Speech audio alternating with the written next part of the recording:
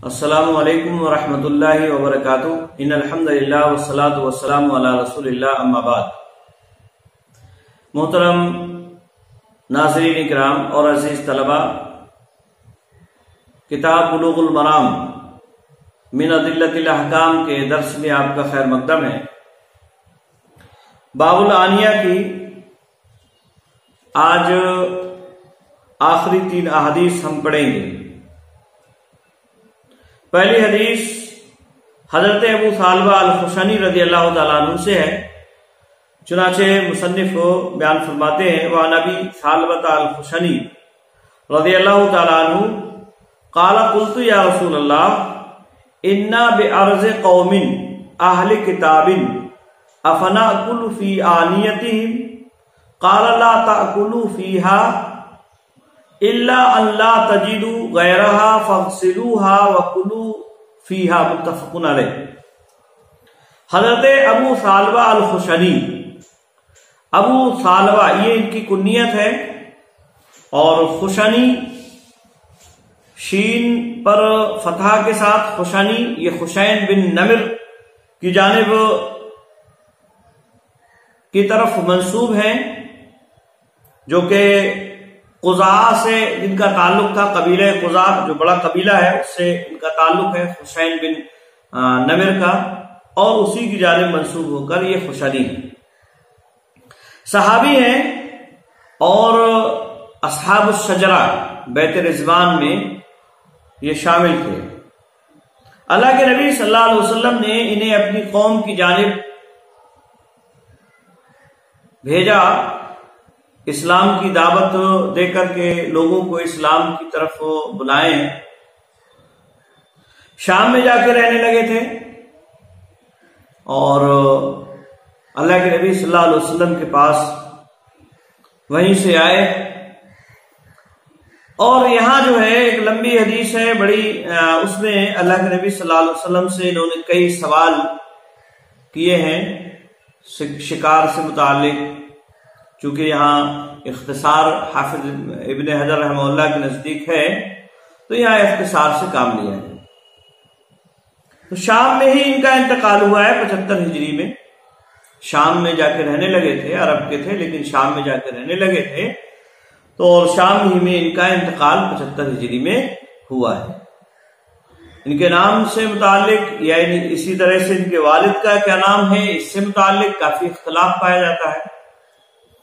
بہرحال اپنی کنیت ہی سے زیادہ مشہور ہیں ابو ثعلبہ الخشنی رضی اللہ تعالیٰ۔ کہتے ہیں قلت یا رسول اللہ، میں نے کہا اے اللہ کے رسول صلی اللہ علیہ وسلم، اے اللہ کے رسول صلی اللہ علیہ وسلم، جیسا کہ میں نے بتلایا کہ کئی سوال انہوں نے اللہ کے نبی صلی اللہ علیہ وسلم سے کیے لمبی حدیث میں، یہاں جو اس باب سے متعلق ہے اس کا ذکر حافظ ابن حجر رحمہ اللہ نے کیا ہے۔ کہتے ہیں میں نے کہا اے اللہ کے رسول صلی اللہ علیہ وسلم انا بأرض قوم، ارض سے مراد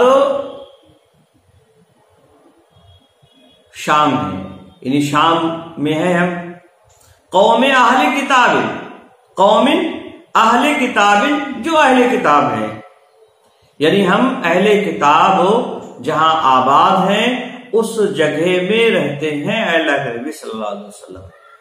یہ اصل میں ان کے کہنے کا معاملہ ہے۔ اب ایک سوال ہے، اس سوال کی تمہید باندھ رہے ہیں،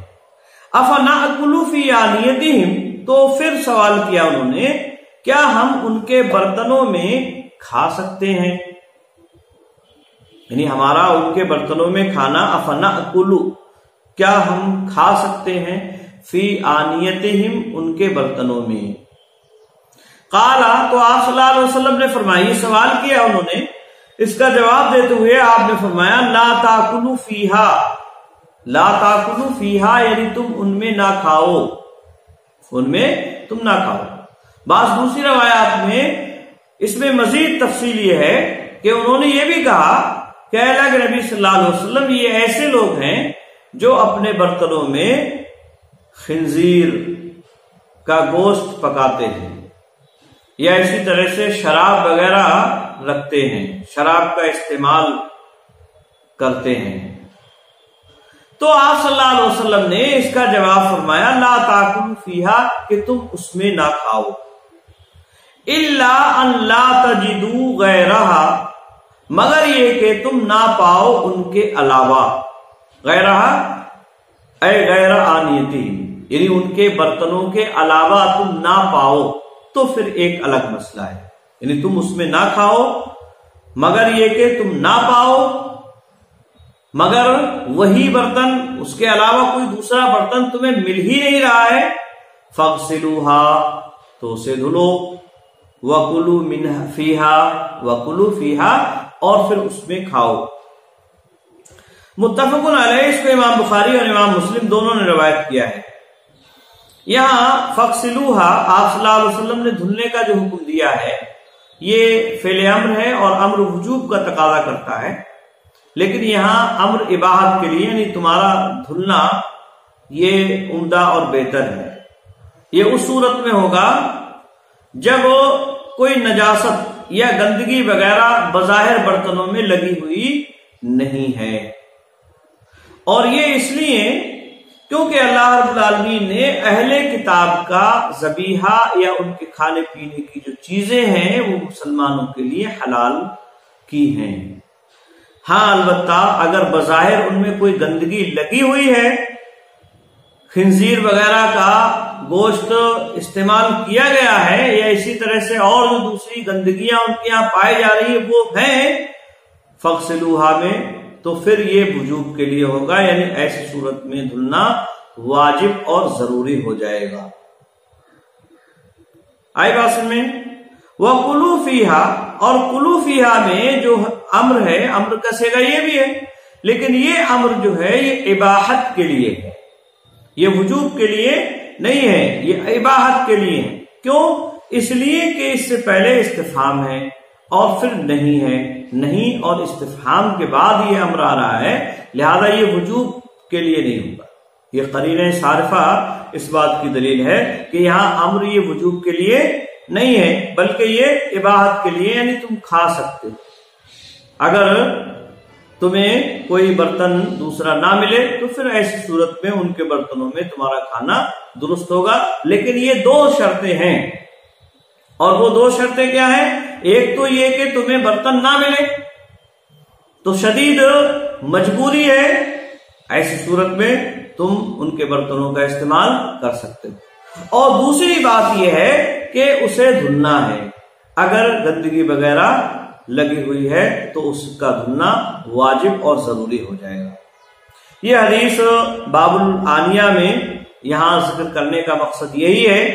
کہ طہارت ان کے برتنوں سے کرنا انہی دو شرطوں کے ساتھ ممکن ہے، یعنی اہل کتاب یہود و نصارہ، خاص طور سے یہاں نصارہ مراد ہیں کیونکہ شام میں وہی زیادہ تر آباد تھے، تو ان کے برتنوں میں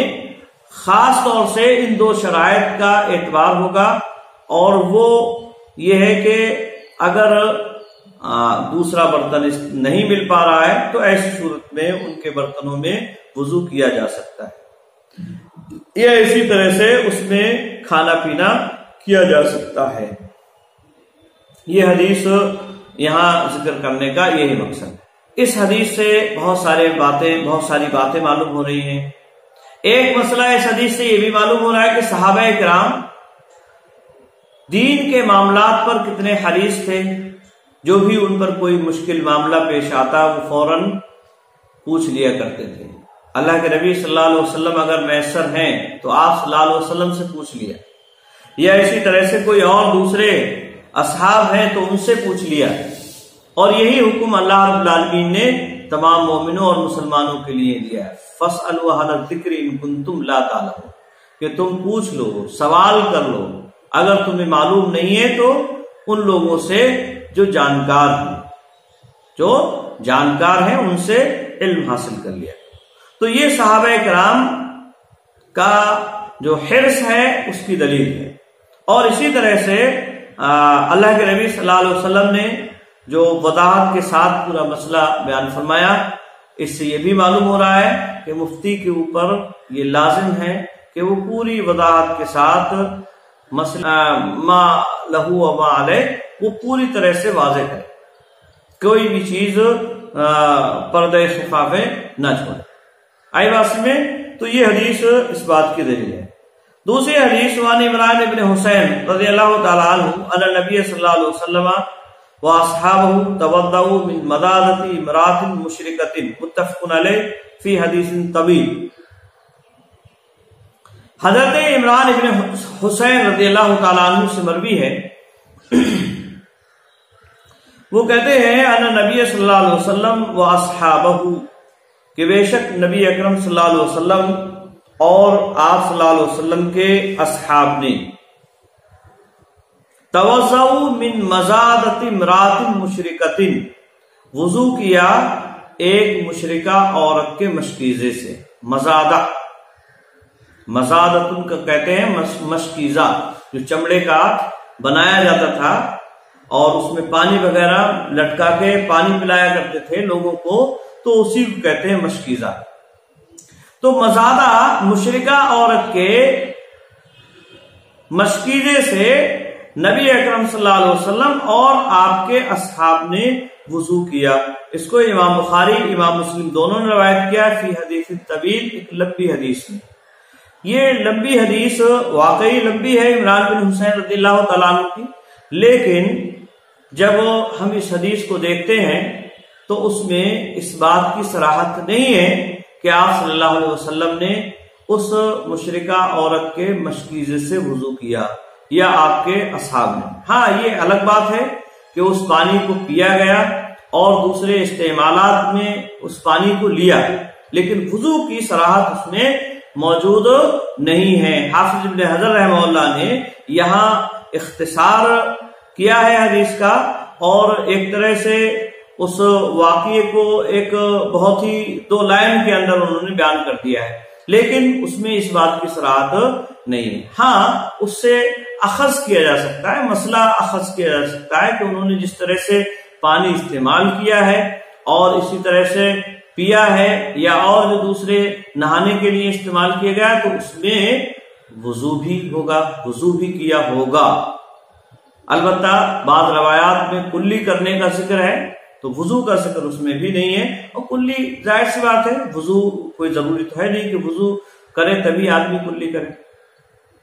مناسب یہ ہے کہ وہ پوری لمبی جو حدیث ہے اس کو اختصار کے ساتھ آپ کے سامنے رکھ دیا جائے۔ تو وہ بخاری میں اور اسی طرح سے مسلم میں جو عمران بن حسین رضی اللہ تعالیٰ عنہ کی حدیث ہے، اس میں یہ ہے کہ حضرت عمران بن حسین رضی اللہ تعالیٰ عنہ بیان فرماتے ہیں کہ اللہ کے نبی صلی اللہ علیہ وسلم کے ساتھ ہم رات میں سفر کر رہے تھے، اور اسی درمیان میں ہم لوگ ایک جگہ پڑاؤ کیا آخری رات میں، اور آپ صلی اللہ علیہ وسلم نے وہاں بعض اصحاب کو اس بات کو متعین کیا کہ وہ اٹھا دیں، لیکن معاملہ یہ ہوا کہ سفر کا چونکہ معاملہ تھا اور تھکے ہارے ہیں، صحابہ کرام بھی تھکے ہوئے ہیں، اللہ کے نبی صلی اللہ علیہ وسلم بھی تھکے ہوئے ہیں، سب سو کے رہ گئے۔ 2-4 آدمی بیدار ہوئے، اور اس میں اس بات کی بھی وضاحت ہے، نام بھی انہوں نے ذکر کیے صحابی نے کہ فلاں پہلے جاگے، پھر فلاں، پھر فلاں، پھر فلاں، پھر چوتھے نمبر پر حضرت عمر بن خطاب رضی اللہ تعالیٰ عنہ یہ جاگے۔ اللہ کے نبی صلی اللہ علیہ وسلم ابھی تک سو رہے تھے، اور صحابہ کرام رضوان اللہ تعالیٰ علیہم اجمعین میں سے کسی نے اس بات کی ہمت نہیں کی کہ آپ صلی اللہ علیہ وسلم کو اٹھا دیا جائے۔ کیوں؟ اس لیے کہ وہ نہیں جانتے تھے کہ آپ صلی اللہ علیہ وسلم کے اوپر کیا معاملہ ہے۔ ابھی ممکن ہے کوئی خاص معاملات ہوں وحی وغیرہ کے، اور اس وجہ سے آپ صلی اللہ علیہ وسلم سو رہے ہوں یا آپ کی آنکھیں بند ہوں، تو اس وجہ سے صحابہ کرام رضوان اللہ تعالی علیہم اجمعین آپ صلی اللہ علیہ وسلم کو اس طرح سے نہیں اٹھایا کرتے تھے۔ تو لوگ بیدار ہوئے، اور فجر کا وقت ایک طرح سے ختم ہو چکا ہے، آخری پہر میں سوئے تھے، اب فجر کا وقت ختم ہو گیا، دھوپ چڑھنے لگی، اب کچھ لوگ بیدار ہوئے، حضرت عمر بھی اس میں بیدار ہو گئے۔ اب حضرت عمر نے جب دیکھا کہ لوگ اس طرح سے ایک دوسرے کی طرف حیرانگی کے ساتھ دیکھ رہے ہیں اور وہ جو حالت اور کیفیت تھی وہ انہوں نے محسوس کیا، حضرت عمر رضی اللہ تعالیٰ عنہ نے زور سے تکبیر پکارنا شروع کر دیا، اللہ اکبر اللہ اکبر۔ اللہ کے نبی صلی اللہ علیہ وسلم بیدار ہوئے اور آپ نے دیکھا کہ لوگوں کے ساتھ کیا معاملات ہیں، اور پھر آپ نے فوراً وہاں سے کوچ کرنے کا حکم دیا کہ چلو یہاں سے۔ آپ صلی اللہ علیہ وسلم ایک دوسری جگہ پہنچے تھوڑا دور پہ، وہاں صحابہ اکرام کو اترنے کا حکم دیا، وہاں نماز پڑھی آپ صلی اللہ علیہ وسلم نے۔ نماز کے بعد آپ جب فارغ ہوئے تو آپ نے دیکھا ایک صحابی کھڑے ہوئے ہیں، وہ نماز میں شریک نہیں ہوئے۔ اللہ کے نبی صلی اللہ علیہ وسلم نے ان سے پوچھا کیا معاملہ ہے بھائی، آپ نے ہمارے ساتھ نماز کیوں نہیں پڑھی؟ تو انہوں نے کہا اللہ کے نبی صلی اللہ علیہ وسلم مجھے جنابت لاحق ہو گئی ہے، میں جنبی ہو گیا اور پانی ہے نہیں، اس وجہ سے میں نے آپ صلی اللہ علیہ وسلم آپ کے ساتھ نماز نہیں پڑھی۔ آپ نے فرمایا تمہارے لیے پاک مٹی کافی تھی، اسی لیے باب التیمم میں یہ روایت امام بخاری نے ذکر کی، تو تمہارے لیے پاک مٹی کافی تھی، آپ صلی اللہ علیہ وسلم نے بیان فرمایا۔ بہرحال یہ مسئلہ ہوا۔ اب اس کے بعد لوگوں نے پانی کے نہ ہونے کی شکایت کی۔ ابھی تو وضو کر کے لوگوں نے نماز پڑھی، وضو کر کے نماز پڑھی، لیکن اب کیا ہوتا ہے، اب لوگ شکایت کرتے ہیں اللہ کے نبی صلی اللہ علیہ وسلم سے پیاس کی، پانی نہ ہونے کی شکایت کرتے ہیں کہ اللہ کے نبی صلی اللہ علیہ وسلم پانی نہیں، تو آپ صلی اللہ علیہ وسلم نے کچھ اصحاب کو پانی تلاش کرنے کے لیے بھیجا۔ اس میں سے 2 صحابہ ایک مشرکہ عورت کے پاس سے گزرے، اس کے پاس 2 مشکیزیں تھے، ایک نہیں بلکہ 2 مشکیزیں اس میں تھے اس کے ساتھ، اور اس سے پانی کے تعلق سے انہوں نے پوچھا، تو اس عورت نے کہا کہ بھئی پانی سے وہ تو ختم ہو چکا ہے، تھوڑا موڑا باقی بچا ہوگا۔ بہرحال پانی زیادہ نہیں تھا، اس نے کہا کہ تھوڑا سا پانی بچا ہوا ہے، زیادہ پانی نہیں، وہ تو کل ہی ختم ہو گیا تھا، تھوڑا سا بچا ہوا معمولی۔ اللہ کے نبی صلی اللہ علیہ وسلم کے پاس عورت کو لے کے آئے، آپ صلی اللہ علیہ وسلم کے سامنے اس کو لایا گیا، تو آپ صلی اللہ علیہ وسلم نے اس مشکیزے، ایک اور چھوٹا مشکیزہ اس میں سے مشکیزوں میں سے پانی تھوڑا سا اس میں ڈالا، اور صحابہ کرام کو پانی کے لیے بلایا کہ آؤ پیو پانی، سیراب ہو جاؤ، اور تمام اصحاب پانی پی کر سیراب ہوتے رہے۔ اللہ کے نبی صلی اللہ علیہ وسلم پلاتے رہے، یہاں تک کہ وہ آخری صحابی جو جنبی تھے انہیں آپ صلی اللہ علیہ وسلم نے فرمایا کہ جو پانی بچا اسے کہ لے جاؤ اور اس سے غسل کر لے، اپنے اوپر اسے نہا لو، یہ آپ صلی اللہ علیہ وسلم نے ان سے فرمایا۔ اور یہ سارے معاملات وہ مشرکہ عورت جو تھی وہ دیکھ رہی تھی، پانی معمولی ہے، آپ صلی اللہ علیہ وسلم نے برکت معجزہ یہ آپ صلی اللہ علیہ وسلم کا ہوا کہ وہ پانی تمام لوگوں کے لیے کافی ہو گیا اور پھر بچ بھی گیا۔ آپ صلی اللہ علیہ وسلم نے صحابہ کرام سے حکم دیا کہ اس عورت کے لیے کھجور اور ستو وغیرہ وغیرہ اکٹھا کر کے اسے دے دیے جائیں۔ یہ پورا واقعہ اس حدیث کے اندر بیان کیا گیا۔ اس حدیث میں یہ نہیں ہے کہ آپ صلی اللہ علیہ وسلم نے یا آپ صلی اللہ علیہ وسلم کے اصحاب نے وضو کیا ہو، اس حدیث میں اس بات کی وضاحت صراحت موجود نہیں ہے۔ یاد رہے یہ بات کہ اس میں اس بات کی صراحت موجود نہیں۔ ہاں البتہ اس پورے واقعے سے کہ وہ پانی آپ نے استعمال کیا، بعد میں رکھ بھی لیا گیا، اور اس رکھنے کے بعد اس پانی میں اس کا استعمال وضو کے لیے بھی صحابہ کرام نے کیا، غسل کے لیے بھی کیا، تو وہ ایک الگ مسئلہ ہے، لیکن صراحت بہرحال حدیث میں موجود نہیں ہے کہ آپ صلی اللہ علیہ وسلم نے مشرکہ عورت کے بچے مشکیزے سے وضو کیا ہو۔ آئی بات سمجھ میں؟ ہاں البتہ اس سے یہ دلیل ضرور پکڑی جا سکتی ہے کہ جب وہ پانی استعمال کیا جا سکتا ہے، پیا جا سکتا ہے، تو اس سے وضو بھی کیا جا سکتا ہے، اس پانی سے جو کسی مشرکہ عورت کے مشکیزے میں ہے، اس کا استعمال وضو کے لیے بھی کرنا جائز اور درست ہے۔ یہ حدیث اس بات کی دلیل ہے۔ इस हदीस से ये बात भी मालूम हो रही है कि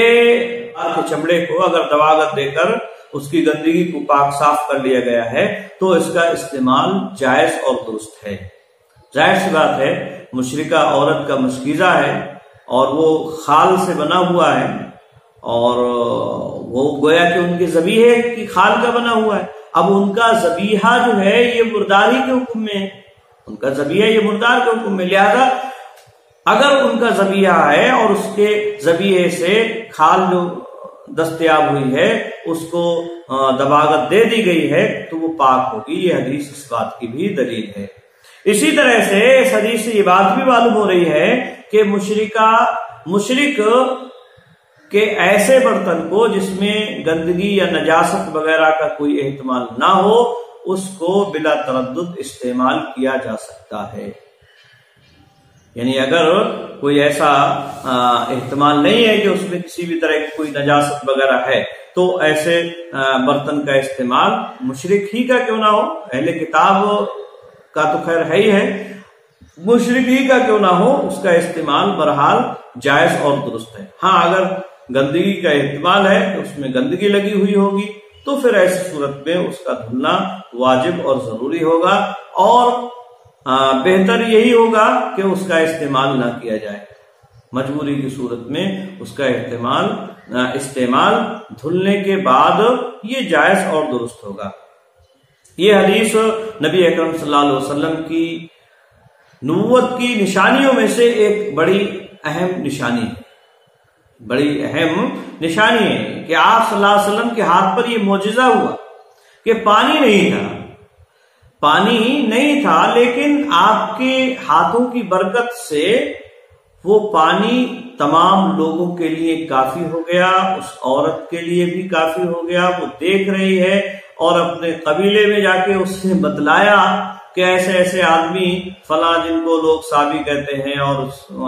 वो हमें हमारे साथ ऐसा ऐसा वाकया पेश आया और वो इस्लाम भी कबूल कर लिया उन्होंने। तो बहरहाल ये नबी अकरम सल्लल्लाहु अलैहि वसल्लम का एक बड़ा मोजिजा और आपकी नबूवत की निशानियों में से एक निशानी है। तो ये हदीस यहाँ जिक्र करने का मकसद यही है कि मुशरिक का बर्तन इस्तेमाल किया जा सकता है अगर उसमें गंदगी वगैरह लगी हुई नहीं है। अगर उसमें गंदगी वगैरह लगी हुई नहीं है तो उसका इस्तेमाल भी जायज और दुरुस्त होगा। इस ताल्लुक से तीसरी हदीस है अनस इब्न मालिक रदियल्लाहु ताला अन्हु अन्ना क़दह नबी सल्लल्लाहु अलैहि वसल्लम इनकसरा फत्तखज़ मकान शाबी सिलसिलतम मिन फिज़्ज़तिन अखरजहु अल-बुखारी।